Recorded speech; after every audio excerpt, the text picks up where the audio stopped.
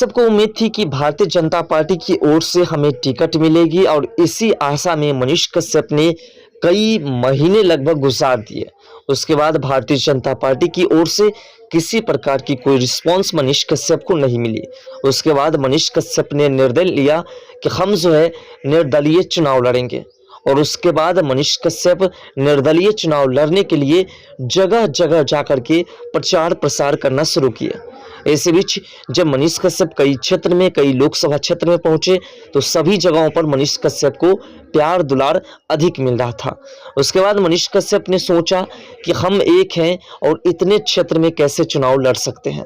अब जैसे कि पूर्वी चंपारण, पश्चिमी चंपारण, नवादा, आरा, वाल्मीकि नगर, ऐसे कई क्षेत्र हैं जिस क्षेत्र से मनीष कश्यप को चुनाव लड़ने का अवसर मिल रहा है और उस क्षेत्र के जनता मनीष कश्यप को उस क्षेत्र से चुनाव लड़ने के लिए कह रहे हैं। तो ऐसा तो नहीं कि मनीष कश्यप एक ही बार में सभी क्षेत्र में लोकसभा चुनाव लड़ लेंगे। तो इसके लिए मनीष कश्यप ने निर्दलीय उम्मीदवारों की चयन करने शुरू की, यानी कि जो जो लोग विकास को देखते हैं और जो लोग चाहते हैं कि हम जो है इस क्षेत्र का विकास करेंगे, उन तमाम लोगों का चयन मनीष कश्यप ने शुरू कर दिया। और इसी बीच मनीष कश्यप ने ये निर्णय ले लिया कि जो भी व्यक्ति विकास करेगा उस व्यक्ति को हम निर्दलीय चुनाव लड़वाएंगे और उसकी अगर पहचान भी नहीं है, जनता उसको नहीं भी पहचानती है, तो उसका रिस्क मैं लेता हूं कि जनता को कैसे मनाना है। और उसके बाद मनीष कश्यप ने तमाम उम्मीदवारों को ढूंढना शुरू कर दिया। इसी बीच नवादा से गुंजन सिंह का नाम सामने आया। गुंजन सिंह को निर्दलीय चुनाव मैदान में उतारे हैं और 28 मार्च को गुंजन सिंह ने नामांकन दर्ज करवाया है। और जब गुंजन सिंह नामांकन करवाने के लिए पहुंचे तो उसी वक्त नवादा से ही बीजेपी के नेता अनुराग ठाकुर भी पहुंचे और दोनों आमने सामने हो गए। इसी बीच मनीष कश्यप जब गुंजन सिंह के साथ गए, उसके बाद जब भीड़ों का तांता देखा गया, जैसे कि आप वीडियोस में देख रहे हैं, जितनी मात्रा में भीड़ जुटे, इससे स्पष्ट हो गया कि बीजेपी के जो दिग्गज नेता उस क्षेत्र के हैं उसका सारा का सारा खेल बिगड़ चुका है और मनीष कश्यप ने सारे के सारे खेल को गुंजन सिंह के पक्ष में ले आए हैं। अब आपको बता दें कि गुंजन सिंह नवादा से चुनाव लड़ेंगे तो किस किस मुद्दे को लेकर के लड़ेंगे और साथ साथ मनीष कश्यप अपना नामांकन कब तक करा सकते हैं, क्योंकि मनीष कश्यप ने अपना नामांकन अभी तक नहीं कराया है लेकिन अपने प्रत्याशी का नामांकन करा दिए हैं। तो आपको बता दें कि जो गुंजन सिंह है उनका मुद्दा मूल रूप से है कि उस क्षेत्र में केंद्रीय विद्यालय लाना और मेडिकल कॉलेज लाना और बेहतर अस्पताल की सुविधा लाना, और इसी सब को लेकर के जनता के बीच इन्हीं मुद्दा को उजागर करके और जनता से वोट मांगेंगे। और उनका कहना है कि जनता हम पर विश्वास करके हमें वोट जरूर देगी।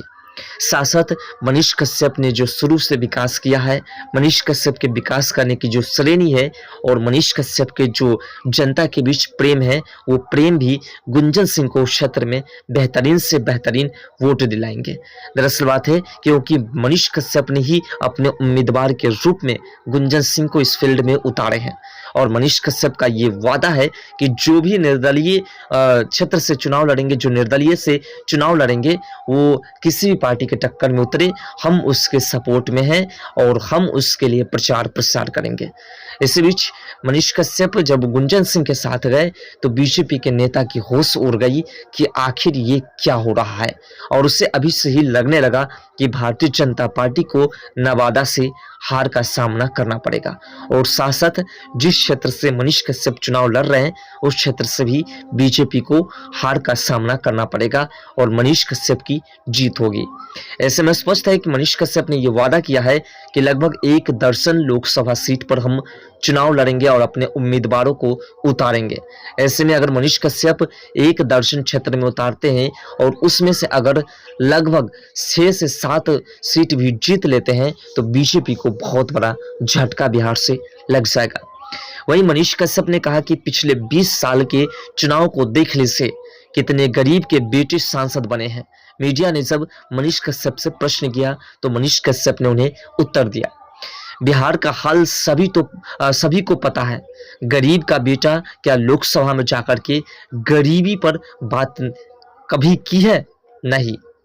बड़े बड़े नेता का बेटा व्यापारी, माफिया, दलाल, क्या सिर्फ यही नेता बन सकते हैं? गरीब का बेटा नेता क्यों नहीं बन सकता है? मनीष कश्यप ने इस आवाज को बुलंद करते हुए पत्रकारों के प्रश्नों का उत्तर दिया। उन्होंने कहा कि क्या बिहार में कोई पत्रकार नेता नहीं बन सकता? आगे उन्होंने गुंजन सिंह को समर्थन करने की अपील की। चुनाव प्रचार के सवाल पर उन्होंने कहा कि जो भी अच्छे प्रत्याशी बुलाएंगे वहां प्रचार करने जरूर जाएंगे।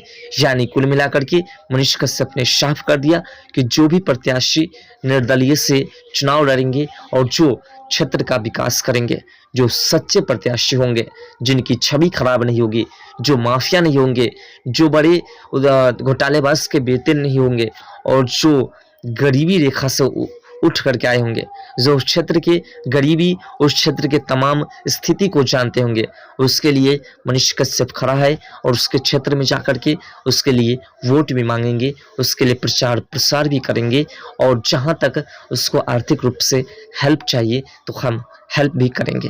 फिलहाल मनीष कश्यप ने गुंजन सिंह का नामांकन करवाया है और गुंजन सिंह को अब जो है चुनावी मैदान में उतार चुके हैं और साथ साथ गुंजन सिंह के साथ मनीष कश्यप भी उसके चुनावी मैदान में, उसके क्षेत्र में उसके लिए वोट मांगते हुए दिखेंगे और मनीष कश्यप अपने क्षेत्र में भी वोट मांगते हुए दिखेंगे बहुत जल्द। मनीष कश्यप ने खुद का नामांकन नहीं कराया है, लेकिन उन्होंने नवादा लोकसभा सीट से निर्दलीय उम्मीदवार के रूप में गुंजन सिंह का नामांकन 28 मार्च को करा दिए हैं। नामांकन दाखिल करने के बाद जो है नवादा पहुंचे गुंजन सिंह तो मनीष कश्यप को साथ में लेकर के आए और जब मीडिया वाले ढेर लग गए तो उसके बाद मनीष कश्यप ने गुंजन सिंह के तमाम प्रश्नों का उत्तर खुद अपने से ही दे दिए और उन्हें साबित कर दिया कि किस प्रकार से निर्दलीय क्षेत्र से चुनाव लड़ना है और जीत हासिल करनी है। दरअसल बात है कि निर्दलीय क्षेत्र से मनीष कश्यप चुनाव लड़ करके और वैसे वैसे प्रत्याशी को उतारना चाहते हैं, इसलिए ताकि उस क्षेत्र की गरीबी, उस क्षेत्र की तमाम स्थिति को जान सके और जानने के बाद उस क्षेत्र का विकास बेहतरीन तरीके से कर सके। खासकर मनीष कश्यप ने पत्रकारों को चुना है, जो पत्रकार हैं, जो जगह जगह जाकर के उस क्षेत्र की स्थिति को जानते हैं, उस क्षेत्र के तमाम व्यवस्थाएं को जानते हैं, स्कूल्स, कॉलेज और सड़क व्यवस्था से लेकर के तमाम व्यवस्थाओं को बेहतरीन तरीके से जानते हैं। उस व्यक्ति को खासकर चुनावी मैदान में उतारना चाहते हैं अपने उम्मीदवार के रूप में। ऐसे में जब तमाम क्षेत्र में पत्रकार उतरेंगे, जिनको उस क्षेत्र की जानकारी है, जिनको बेहतरीन तरीके से उस क्षेत्र की व्यवस्था की जानकारी है, अगर वो उतरते हैं और वो जीत हासिल करते हैं तो फिर उनको किसी भी कमी को बताने की आवश्यकता नहीं होगी, बल्कि सभी के सभी कमी उन्हें पता रहेगी। फिलहाल मनीष कश्यप ने गुंजन सिंह को चुनावी मैदान में उतार करके और उन्हें नामांकन करवा करके उनके प्रचार प्रसार के लिए खुद ही मैदान में उतर गए हैं। आपको क्या लगता है कि उस क्षेत्र के जो बीजेपी नेता है और उसकी क्या स्थिति होगी? क्या वो जीत पाएंगे या फिर नहीं जीत पाएंगे? क्या उनके जो सपना है जिस प्रकार से मनीष कश्यप का कि हम तमाम क्षेत्र में और खासकर उस क्षेत्र में, जिस क्षेत्र में जो विकास कभी नहीं हुआ है, उस क्षेत्र में हम जो है अपने कैंडिडेट को उतार करके और उस क्षेत्र का विकास हम बेहतरीन तरीके से करना चाहते हैं, तो क्या वो पूरा हो पाएगा या नहीं? और उस क्षेत्र में जो बीजेपी के दिग्गज नेता ठाकुर जी उतरे हैं, क्या वो जीत पाएंगे या फिर नहीं? मनीष कश्यप के टक्कर में वो किस तरीके से अपने आप को आगे निखार पाएंगे? क्योंकि उस क्षेत्र के विवेक कुमार ठाकुर जो हैं नवादा के सांसद रह चुके हैं और वो कार्य भी बेहतरीन तरीके से कर चुके हैं, लेकिन उस क्षेत्र में गुंजन सिंह की पकड़ भी बढ़िया है और साथ साथ मनीष कश्यप के सपोर्ट भी बढ़िया है गुंजन सिंह को, और मनीष कश्यप को चाहने वाले क्षेत्र में किसी भी तरीके से कम नहीं है। तो अपना राय कमेंट सेक्शन में जरूर दीजिएगा कि क्या इसका स्थिति होगा। तो मिलते हैं नेक्स्ट के साथ।